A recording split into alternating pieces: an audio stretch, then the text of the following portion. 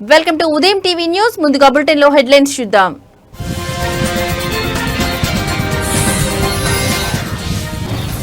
Group 1 పై Telangana high court కీలక తీర్పు. గతంలో ప్రకటించిన జనరల్ ర్యాంకింగ్ లిస్టు రద్దు.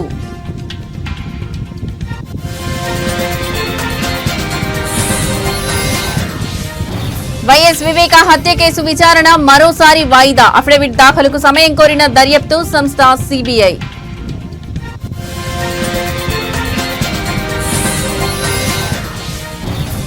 ఆల్ టైమ్ రికార్డ్ బద్దలు కొట్టిన బంగారం. చరిత్రలో తొలిసారిగా 24 క్యారెట్ల పసిడి ధర 1,10,000.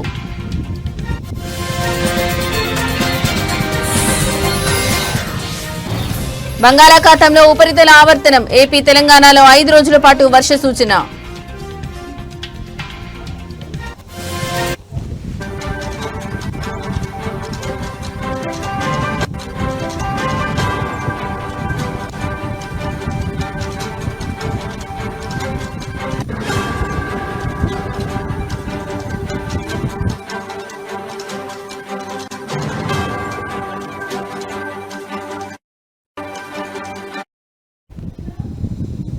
రైట్, ఇక బ్రేకింగ్ న్యూస్ చూస్తున్నాం. గ్రూప్ 1 పై తెలంగాణ హైకోర్టు సంచలన తీర్పు వెలువరించింది. గ్రూప్ 1 పిటిషన్లను కొట్టివేసిన తెలంగాణ హైకోర్టు మెయిన్స్ పరీక్ష పేపర్లను రివాల్యుయేషన్ చేయాలని టీజీపీఎస్సీకి ఆదేశం. రీవాల్యుయేషన్ ఆధారంగా ఫలితాలు వెల్లడించాలని టీజీపీఎస్సీకి ఆదేశం. సాధ్యం కాకపోతే పరీక్షలు మళ్లీ నిర్వహించాలన్న హైకోర్టు మెయిన్స్ మెరిట్ లిస్ట్ ను హైకోర్టు రద్దు చేసింది. మూల్యాంకనంలో అక్రమాలు జరిగాయని, పరీక్షలు రద్దు చేయాలని కొందరు అభ్యర్థులు హైకోర్టులో పిటిషన్ దాఖలు చేశారు. 2023 అక్టోబర్ 21 నుంచి 27 వరకు జరిగిన గ్రూప్ 1 మెయిన్స్ పరీక్షలకు 21,000 మంది విద్యార్థులు హాజరయ్యారు. ఆ పరీక్షల ఫలితాలను టీజీపీఎస్సీ ఈ ఏడాది మార్చి 10న విడుదల చేసింది. ఈ ఫలితాల్లో అభ్యర్థులకు వచ్చిన మార్కులపై అనేక అనుమానాలు తలెత్తాయి.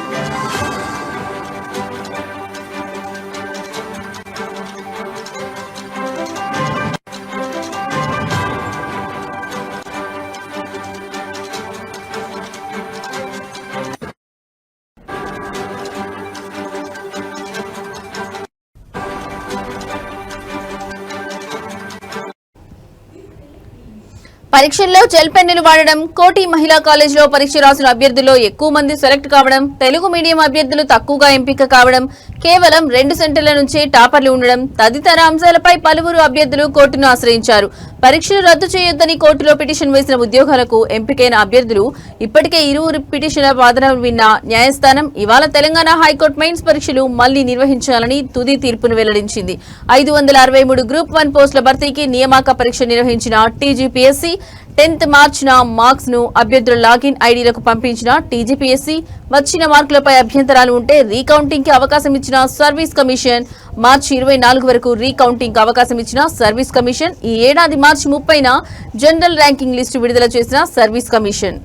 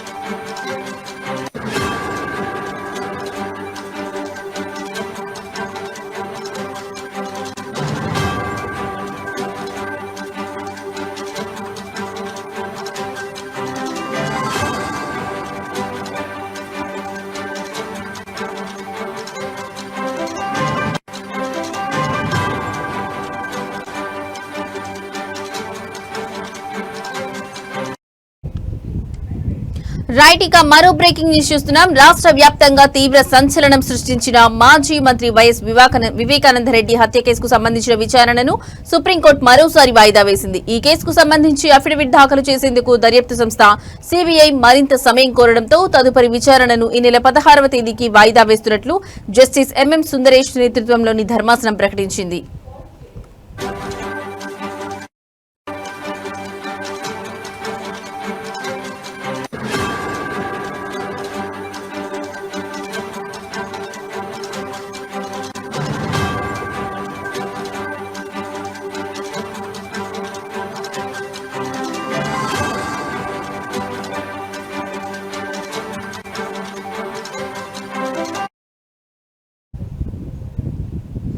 వివేక హత్య కేసులో కుట్ర కోణంపై తదుపరి దర్యాప్తు అవసరమా లేదా అనే విషయంపై స్పష్టత ఇవ్వాలని గత విచారణ సందర్భంగా సుప్రీంకోర్టు సీబీఐని ఆదేశించిన సంగతి తెలిసిందే. దీనిపై తమ వాదనలు వినిపించేందుకు సిద్దం కావాల్సి ఉందని సీబీఐ తరపున అదనపు సొలిసిటర్ జనరల్ ఎస్వీ రాజు కోర్టుకు విన్నవించారు. అఫిడవిట్ దాఖలు చేసేందుకు కొంత గడువు కావాలని ఆయన అభ్యర్థించారు.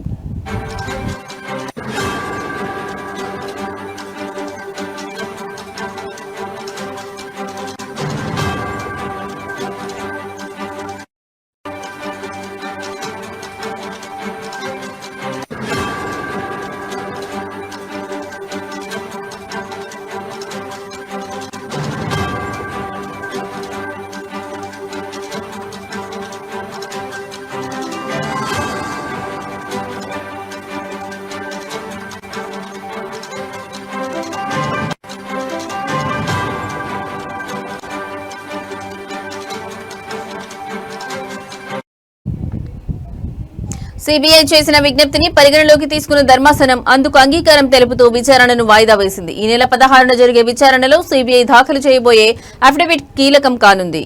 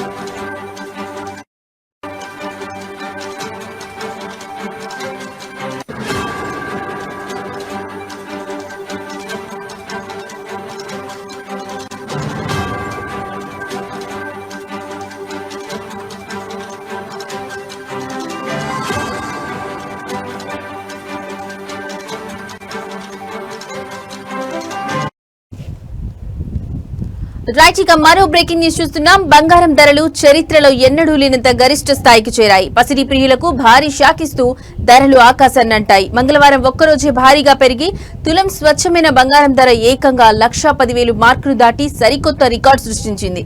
వెండి ధరలు కూడా అదే దారిలో పయనిస్తూ కొనుగోలుదారులకు చుక్కలు చూపిస్తున్నాయి.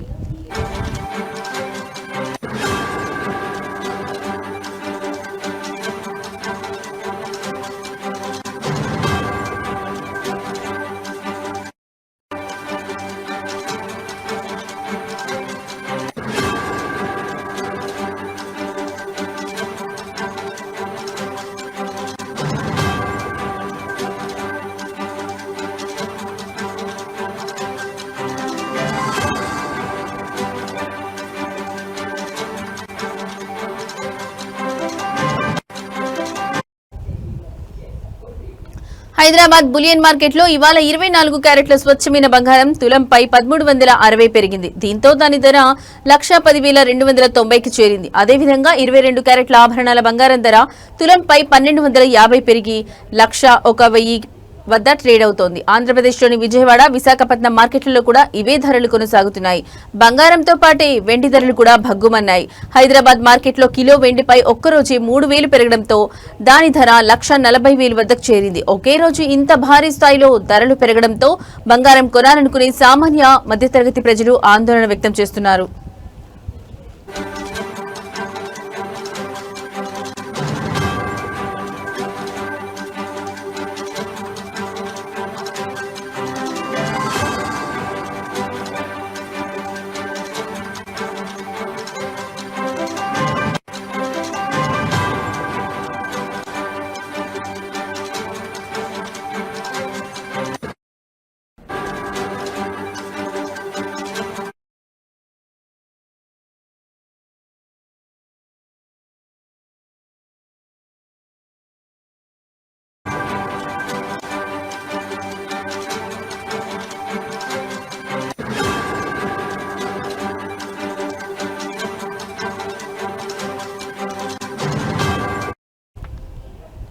రైట్, ఇక మరో బ్రేకింగ్ న్యూస్ చూస్తున్నాం. తెలుగు రాష్ట్రాల ప్రజలకు హైదరాబాద్ వాతావరణ కేంద్రం కీలక హెచ్చరిక జారీ చేసింది. బంగాళాఖాతంలో ఏర్పడనున్న అల్పపీడనం కారణంగా రానున్న 5 రోజుల పాటు ఆంధ్రప్రదేశ్, తెలంగాణ రాష్ట్రాల్లో భారీ నుంచి అతి భారీ వర్షాలు కురిసే అవకాశం ఉందని స్పష్టం చేసింది. ప్రజలు, రైతులు అప్రమత్తంగా ఉండాలని అధికారులు సూచించారు.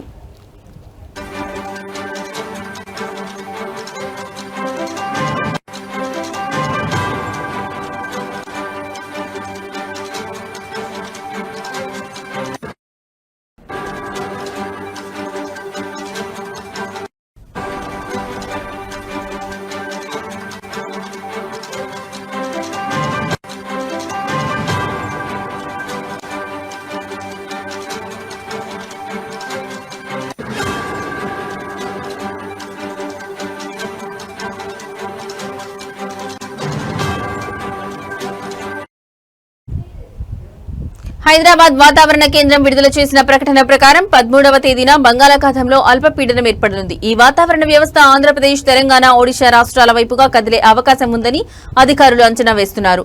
దీని ప్రభావంతో రేపటి నుంచి 15వ తేదీ వరకు తెలుగు రాష్ట్రాల్లోని అనేక ప్రాంతాల్లో విస్తారంగా వర్షాలు కురుస్తాయని తెలిపారు.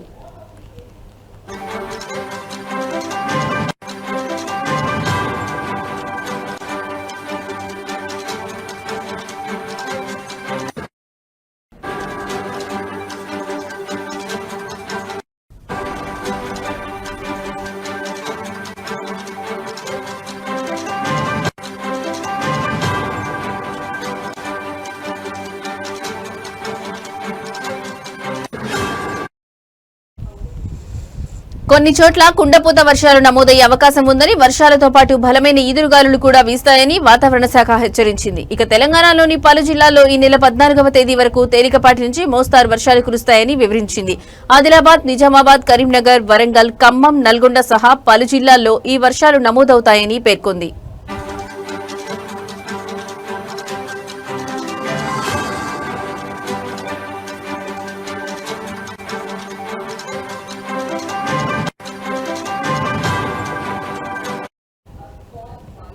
గడిచిన 24 గంటల వ్యవధిలో ఇప్పటికే వరంగల్, హనుమకొండ, ములుగు జిల్లాల్లో మోస్తరు వర్షపాతం నమోదైనట్లు అధికారులు వెల్లడించారు.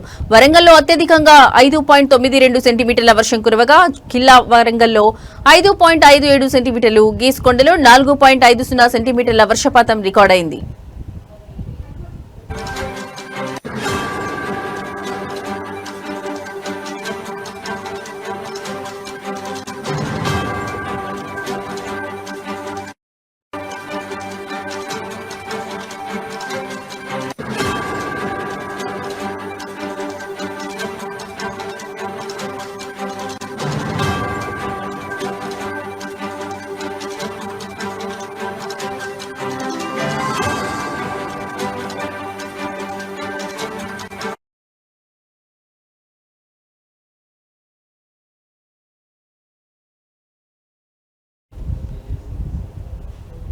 తెలంగాణలో రైతులు ప్రస్తుతం తీవ్రమైన యూరియా కొరతను ఎదుర్కొంటున్నారు. పంటలకు అత్యవసరమైన యూరియా కోసం రైతులు సొసైటీల వద్ద పడికాపులు కాస్తున్నారు.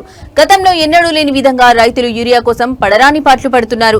కరీంనగర్ జిల్లా హుజూరాబాద్ మండలం చేల్పూరు గ్రామ వ్యవసాయ ప్రాథమిక సహకార సంఘం, జమ్మికుంట మండలం కోరపల్లి గ్రామ సొసైటీ వద్ద వేకువజాము నుండే యూరియా కోసం పడిగాపులు కాస్తున్నారు రైతులు. యూరియా వస్తుందన్న సమాచారంతో ఉదయం 4 గంటల నుండే మహిళా, పురుష రైతులు వేరువేరుగా చెప్పులు క్యూ లైన్ లో పెట్టి వేచి చూస్తున్నారు. వేల రూపాయల పెట్టుబడి పెట్టి యూరియా బస్తాలు దొరకక పంటలు ఎండిపోయే పరిస్థితి ఏర్పడిందని ఆవేదన వ్యక్తం చేశారు. యూరియా కోసం సొసైటీల వద్ద ఉదయం నుండి సాయంత్రం వరకు పడిగాపులు కాసిన ఒక్క యూరియా బస్తా కూడా దొరకడం లేదని కేంద్ర, రాష్ట్ర ప్రభుత్వాలు స్పందించి రైతులకు సరిపడే యూరియా పంపిణీ చేయాలని రైతులు కోరుతున్నారు.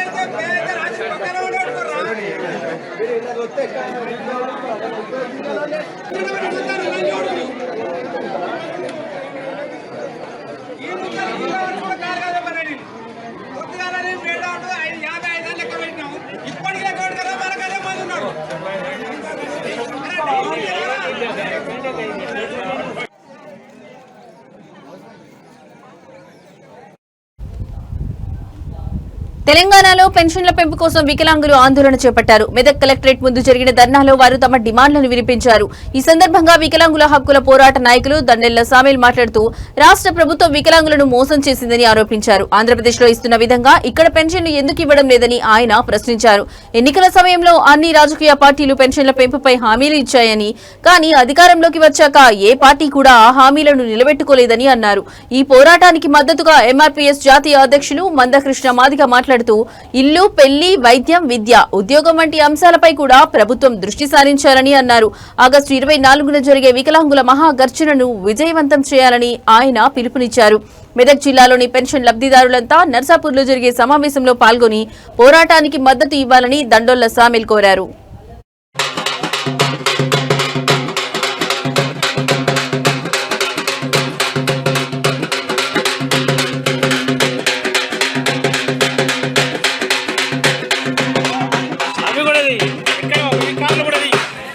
పెంచాలి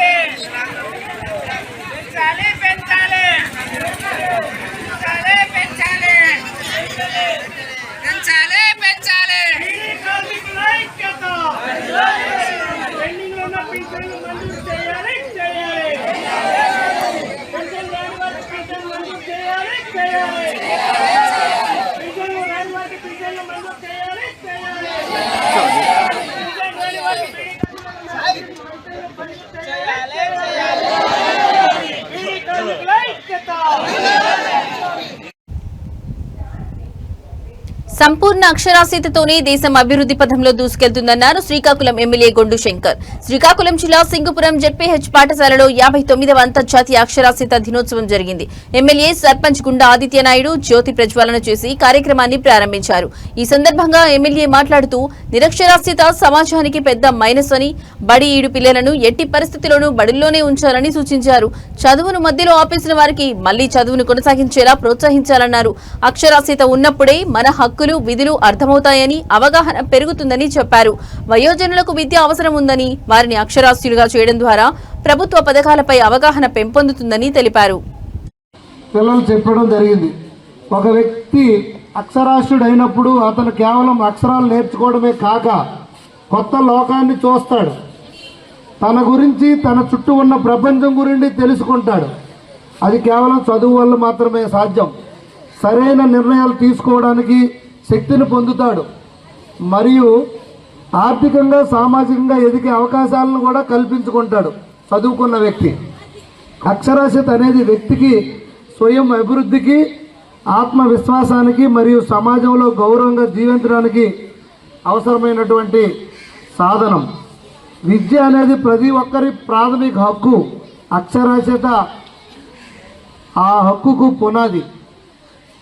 మహిళా అక్షరాస్యత పట్ల మనం ప్రత్యేక శ్రద్ధ తీసుకోవాలి. ఒక మహిళ అక్షరాస్యురాలు అయితే ఆ కుటుంబం మొత్తం విద్యావంతులు అవుతారు. అలాగే సమాజం కూడా పురోగమిస్తుంది. ఎందరో మహానుభావులు చదువును ఆయుధంగా ఉపయోగించి సమాజాన్ని వెలిగించారు. వారిలో ఒకరు డాక్టర్ బాబాసాహెబ్ అంబేద్కర్. తెలంగాణలో యూరియా కొరత రైతులను తీవ్ర ఇబ్బందులకు గురిచేస్తుంది. హనుమకొండ జిల్లాలోని పరకాల రైతు వేదిక వద్ద వెలుగులోకి వచ్చిన ఒక ఘటన ఈ సమస్య తీవ్రతను స్పష్టం చేస్తోంది. జ్వరం వచ్చినా తన చిన్నారి కూతురికి సిరప్ తాగిస్తూ ఒక మహిళా రైతు యూరియా కోసం గంటల తరబడి పడిగాపులు కాసింది. యూరియా కోసం వేచి చూడాల్సిన దుస్థితి ఏర్పడడంతో ఇంట్లో పిల్లలను ఒంటరిగా వదిలి వెళ్లలేక వారిని కూడా వెంట తెచ్చుకోవాల్సి వచ్చిందని ఆ తల్లి ఆవేదన వ్యక్తం చేసింది. ఈ దృశ్యం ప్రస్తుతం సామాజిక మాధ్యమాల్లో వైరల్ అవుతోంది. రైతులు పంటల అవసరాల కోసం తీవ్ర ఇబ్బందులు పడుతున్నారని, ప్రభుత్వాలు వెంటనే స్పందించి ఈ సమస్యను పరిష్కరించాలని నెటిజన్లు డిమాండ్ చేస్తున్నారు.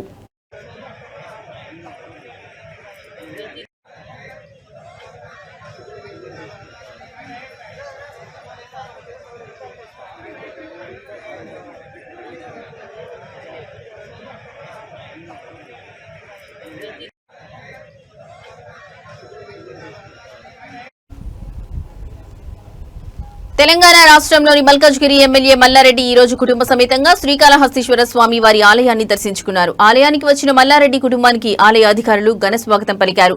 వారికి ప్రత్యేకంగా రాహుకేతు పూజ, అంతరాలయ దర్శనం మరియు వేదాశీర్వచనం ఏర్పాట్లు చేశారు. ఈ కార్యక్రమంలో ఆలయ ప్రోటోకాల్ ఏఈఓ మోహన్, పర్యవేక్షకులు నాగభూషణం, ఏపీఆర్ఓ రవి పాల్గొన్నారు. మల్లారెడ్డి కుటుంబ సభ్యులు ప్రత్యేక పూజల్లో పాల్గొని స్వామివారి ఆశీస్సులు పొందారు.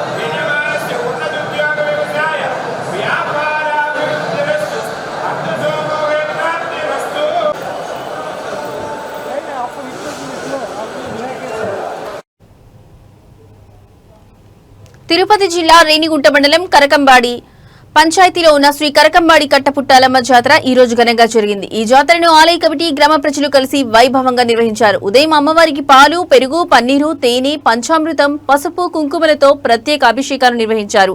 అమ్మవారిని ప్రత్యేక అలంకరణలో భక్తులకు దర్శన భాగ్యం కల్పించారు. భక్తులు పెద్ద సంఖ్యలో ఆలయానికి తరలివచ్చి అమ్మవారికి పొంగలు సమర్పించి మొక్కులు చెల్లించుకున్నారు. భక్తులకు ఎలాంటి అసౌకర్యం కలగకుండా మంచినీళ్లు, మజ్జిగ ప్యాకెట్లు పంపిణీ చేశారు.